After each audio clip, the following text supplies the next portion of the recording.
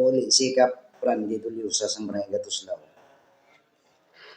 Bilang amay sang kubos na mga barangay. Kaya nabalaan gid naton on the record nga municipality ng Katuni, isa ka fourth class municipality mo. So pigado, meaning pigado gid ang mga tao sa amon. So uhaw kami sang progreso. Hindi man sila nga mag-grab kami dayon kung makapahalit man lang sa amon mga pumuluyo. Pero ang nalantaw taon na base, nag-accordan sa kuya, nagabase ako kung anong programa sa aton gobyerno. So ang gobyerno ta may nagkalain-lain nga ahensya mo. Isa dira ang DNR. So ang natabo sa Barangay Gatuslaw, parte sa tenured area, tenurial area, nga mo ni ang IPMA. So hindi lang IPMA ang tenure instruments ang DNR sa Gatuslaw. May CBPME pa, may CEC pa ta. Ang pinaka-volume nga area, naglapad nga area, number of areas, I think, 1,000 sang area, sang hectares, is IPMA. Ang IPMA is Integrated Forest Management Agreement. So, ara gyapon ng agreement dira. Busin mo, kung di mo ma-agree, hindi ka follow sa agreement, may pwede nang hindi mo ma-renew ang bilang awardees na tenurial instrument. So ang awardee dira gina-applyan siya kung mo integrated siya, anybody pwede gid ma-awardan o kung maging awardee sang IPMA. Hindi pareho sang CBPME nga community lang. Kinanglan nara lagi sa sulod sang community why sang anybody o kung why sang mga yun, iban nga tawo, outsider nga maka-award. Lain ang CBPME, lain man ang IPMA. So, speaking of IPMA, kahit sumong problema ari sa IPMA. So, bilang isa ka tenure instrument sang DNR naton, ahensya natural sa aton gobyerno, inaplayan na siya ni Sir Juby Aranita. So, kung kinanglan ta mga kopya ka provisions nila, dito na naton makuha sa ilaya sa subong ihambal talaga na nga may-ara sila provision sabi, may mga muwa na sila o kung memorandum of agreement, for example, mga muna. So, na-comply na. So, siya ang naging awardee sinang tenure instrument nga IPMA sa Gatuslaw. Almost 6,000 hectares. Subject nga dapat niya i-develop na. So, why sa kapasidad, actually, personally, nangita siya karon sa investor. So ang nakita niya nga investor amo ni ang DMCI, no? Kag subong ang ngalan ang DMCI, ang ngalan ina ni Mr. Consonhi, no? So subong amo na siyang happy dire. No? Ang happy amo na siyang Hacienda Asia Plantation Incorporated. Kag amo na siya ang member manda mismo si Sir Joby Aranita. No? Pero ang pinaka mother gid sa company amo ang DMCI. Amo ang Consonhi Group of Companies. So sila ang ilas na project na propose dira IPMA, asang sa IPMA is palm oil, palm tree. Subong ara na sila sa transplanting. Nagatanom na sila tungod nga pwede na matanong kay lagba na mo. Karon may mga ang DNR awardee na siya sa sila nang awardee. So si ila na sa ila na kung paano nila i-develop. Si Mayor may mga internal agreement nga natural sa IPMA area may mga actual occupants. So may mga deal kami, labi na gid si Mayor, nga irespeto sang awardee o kung ni happy ang actual occupants, ang pumuluyo. Depende na sa evaluation nila. Pero pila na di kap kabilog pumuluyo kap ang lapit sa within sa 6,000 hectares? 6,000 hectares. Estimate na lang ha. 6,000 hectares. I think ara sa subong ang actual gida. More or less 300. Families ni? Families. So kung individuals niya sa libo? Hindi kalabot libo. Kay laban gid diraya bakante. Pero ang claimant libo provide as subong actual. Okay. Ang actual lang gid kay kun gin drone na siya.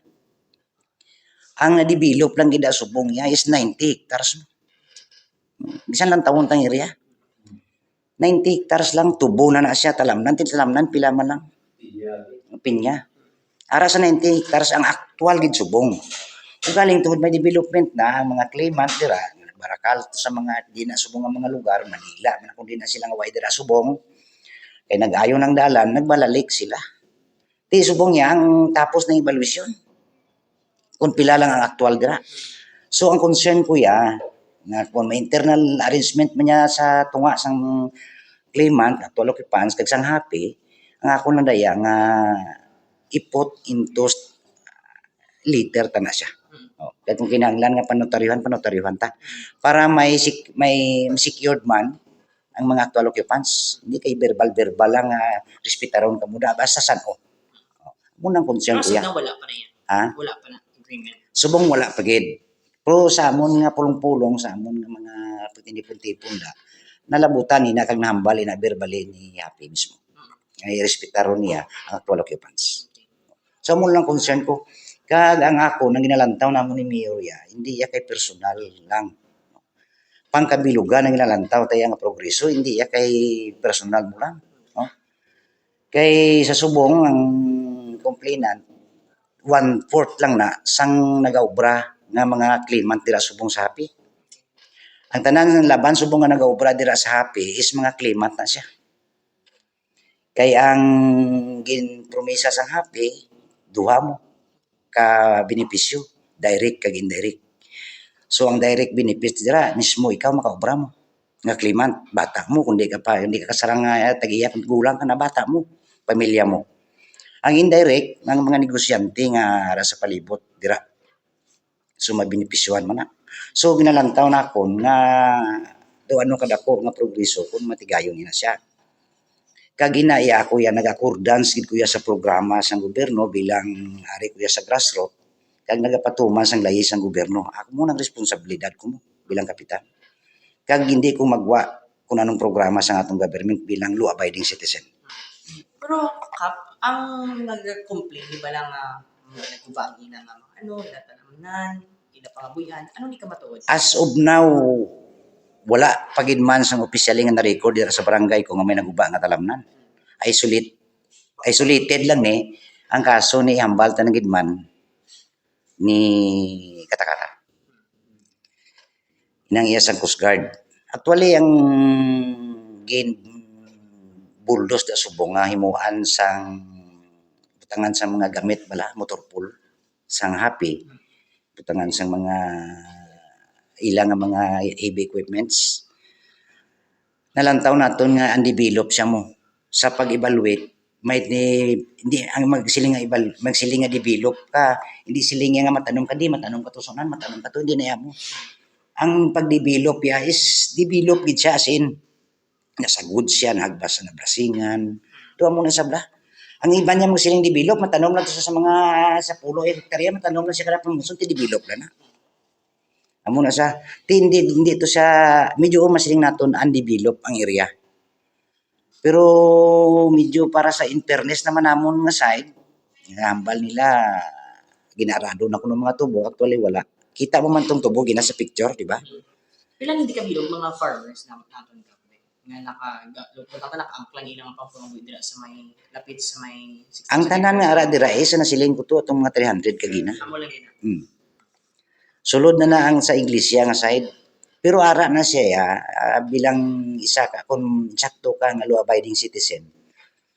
Gasunod sa programa sang gobyerno, public land lagi na posisyonan mo. So dapat maintindihan mo nimo. Kung hindi ka lang personal ang inalantaw mo. Kung inalantaw mo ang progreso sang kabilugan as a whole sang barangay Gatuslaw labi na gid Kanduni, dapat maintindihan mo na nga programa ini siya kag ang handom sini para ka magtinad, no? Amo na sa hindi kay kun makasarili kay mo di ikaw mo lang matinad ay ang kabilugan na kay di ka gani ka sweldo sa tatlo bilog tawo. Pero as of now, status ini okay gid gyapon ka plantation, wala sang intimidation nga katabo sa iba nga mga claimants, wala man. Actually may RA anyang inabla ang grupo nga nagkanto dito subong sa social media mo na sila nga area. Pero actually way pagin man na sila yung malabot. Kag matapos na kami na istoryahan sa barangay mo. Naglibog ang ulo ko gani nga nakalabot pa sila dito sa social media kag sa mga radio stations nga istoryahan naman namon hindi pa sila kumbinsido sa istorya namon gali. Gusto ginila mapubliko. Pero saan ulit sila nakapalapit sa imong mga office? Series kada mo damo lang. Hindi na lang ginakon kuan kung saan ang pista, ang pizza. Pero hindi lang kami daw kaapat na kami nagforum dira. Kagin patawag na sila ang mga claimant before nga ginaplan nga istikingan kag ibol terracingon ng ila area ginapatawag anay sila mo. Ti damo naman nag-donate, damo naman nag-ayo nga iniibilin lang ti okay man lang ang happy. Ang ako na lang daya nga ipot na into liter. Oh. Nga may kabakuran sila kag sinasiling ko na mas maayo gid yung panotaryuhan. Kaya mo lang inawuri sa mga tao mo kay ti verbal ang istorya way papel bala. Way isang document sila nga ginuyatan nga may ara sila pag kasiguruhan nga hindi sila pagpalinon mabot ang time. Pero at least clear subong niya kap nga wala yung maging pahalin. Wala may na-displace bangod sa development. Ay may ara isa. Isa lang. Pero ginrelocate siya. Oh. Pero wala iya nga damo ay nga displacement. Hindi, why? Why sang napalin? Ako warab, may umaman ko sa sulod sang ipma. May tubo man ko. Tinga ako na iya nga tubo na iya daman sa area sang Kugon. Pag interesting na iya, ako na basi manguna sa mga nagareklamo. Ang ayo lang namon niya bilang humanitary consideration sa part sang IPMA kag ni DMCI. I-respetar lang ang actual occupants. Iti public land man So kung na-award na gid man actually na-award na gid man sang DNR sa ila bilang tenurial instrument ang IPMA. Maayo na lang kami kag ibutangan ta lang documents. Amo lang na yang amon. Respetaron lang gid yang tao kay ang tao hindi man niya kasarang sina magdevelop sa kalapadapan. 54 anyos na kusubong. Anong natabo sa amon da kami dapat man kami duta. Why kami progreso da? This is the right time na gidya kay may investor ta nagsulod. I-grab ko na gid lang na ya sir. Next, ay last ka, ang IPs kay IPs. Actually ang IPs, ako IPs man ko. May resolution kami dito sa NCIP. Nga tagaan kami sa among tenurial instrument. At hindi, ang among ancestral domain. So, actually, way pagin man ma-approve, hindi pa kami makahatag sa ginakinahanglan namon nilang mga requirements. Kundi ba lang amon patio, kundi nang amon. So government to government ka transaction kay ang NCIP is national man na. So DNR man lang ang arada. Hindi man na malayo nga magsinitulay sila kung i-declare gid man amo na dang area. Pero pinakabilog mga IPs to sa inyo sa Gatuslaw, mga affected sini. Sa Subong ang IP dira, Kugon man lang ang laban mo. Mga Pila man lang kami sa Subong. Estimates. Sobra mga ibutang tanagid si i-maximize ta lang sa 40 kabilog. IP 40 kabilog individual. Ay si 50-50 ta. Kay member Subong ara mo. Nag-attendance kami mo. So, ugidiin lang na kapsan mo sa 6,000 hectares sa isa. Oh, ibutang ta 50. 60 IPs. Amo na kiti ako bisan i-locate pa da i-check ta pang attendance namo na mo na mag-meeting kami may iban pala naman. Pero ang IPs actually ang grupo ko da hindi man ka pagusto da claim Subong not unless kung i-declare sa aton nga NCIP sa nasyonal. Kay ti halos daw dutay lang gid sa ilang may hawan dira ya kay laban dira ya. Complicated ang mga gina-claim nila kay may naga-claim man yang iban. Kaya ginapatawag ko man kung sino ang mga witness, why man sila witness. So ato yang mga gulang da yang hindi nga ni IP man, amo to yang kapanagiya. Kay tiwagi sila sa laban nila, taman makon nila baligya man laiban mo. Pero kung i-declare ya sang NCIP, sang nasyonal, nga may ancestral domain kami. So government to government nga transaction din kag ang aton NCIP hindi mo nabudlay nga i-relocate siguro. Hindi sila malang na mo, entire malang na sa government mo. Hindi na mabudlay nga matagaan kami sa nga mo ancestral domain.